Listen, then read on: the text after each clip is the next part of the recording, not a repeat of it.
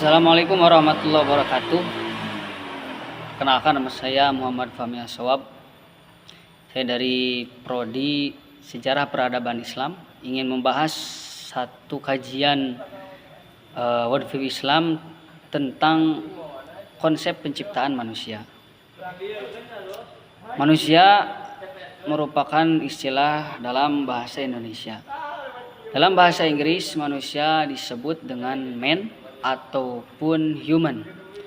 Kemudian dalam bahasa Arab, istilah manusia disebut dengan insan ataupun nas.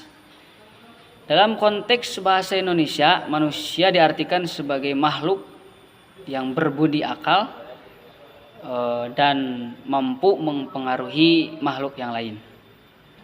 Sesungguhnya manusia diciptakan oleh Allah sebagai makhluk yang paling sempurna di antara makhluk-makhluk lain, baik itu malaikat ataupun jin dan lain sebagainya.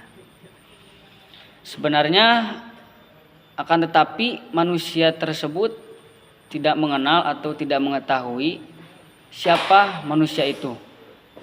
Sebenarnya manusia secara garis besar itu terdiri dari 3 unsur. Yang pertama unsur jasmani, yang terdiri dari air, kapur, kemudian angin, api, dan tanah. Yang kedua yaitu unsur ruh yang terbuat dari nur atau cahaya, berfungsi sebagai penghidup atau untuk menghidupkan jasmani. Kemudian unsur yang ketiga yaitu jiwa ataupun an-nafs. Nah, dalam unsur yang ketiga ini juga terdiri ataupun terkandung 3 unsur. Unsur yang pertama yaitu mutmainnah.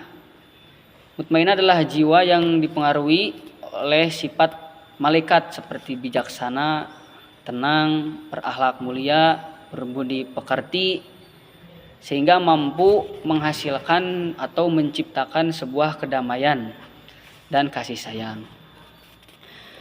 Kemudian unsur yang kedua yaitu lawamah.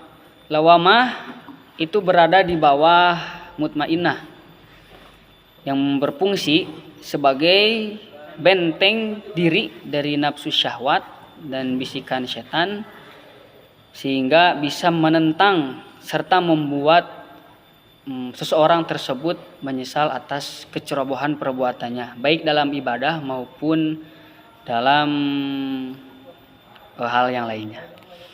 Kemudian yang ketiga yaitu amarah. Amarah ini dipengaruhi oleh sifat iblis yang mana mampu membuat nafsu syahwat ini melaksanakan hal-hal yang tidak baik atau mengikuti bisikan-bisikan setan, sehingga nafsu ataupun jiwa amarah ini bisa merusak diri manusia. Allah Subhanahu wa Ta'ala merupakan zat yang maha berkehendak, sehingga setiap penciptaannya pasti memiliki tujuan. Begitupun juga penciptaan manusia.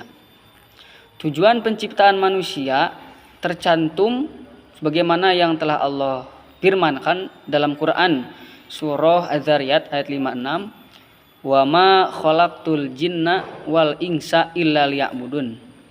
Aku tidak menciptakan manusia dan jin kecuali untuk beribadah kepadaku.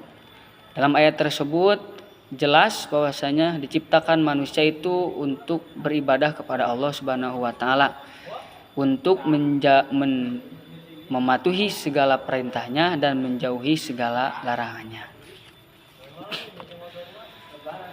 Untuk merealisasikan tujuan penciptaannya, samping dibekali dengan akal, manusia juga diberi tuntunan untuk membantu akal memahami tujuan penciptaannya, yaitu sebuah kitab suci Al-Quran dan para utusan-utusan Allah atau yang disebut dengan Rasul.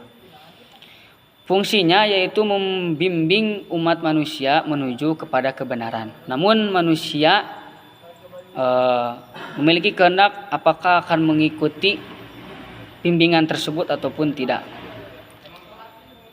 Hal ini sejalan ataupun termaktub dalam Al-Quran surah Al-Balad ayat 10, wa hadainahun najdain, yang menjelaskan bahwasanya Allah memberikan dua jalan, yaitu jalan kebaikan dan jalan keburukan. Tujuan adanya dua jalan ini yaitu supaya manusia bisa memilih jalan yang dikehendakinya sesuai dengan resikonya juga.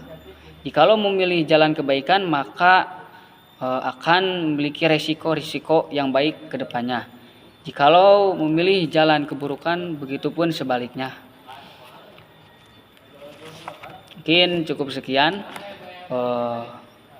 pembahasan mengenai konsep penciptaan manusia yang saya sampaikan pada kesempatan kali ini.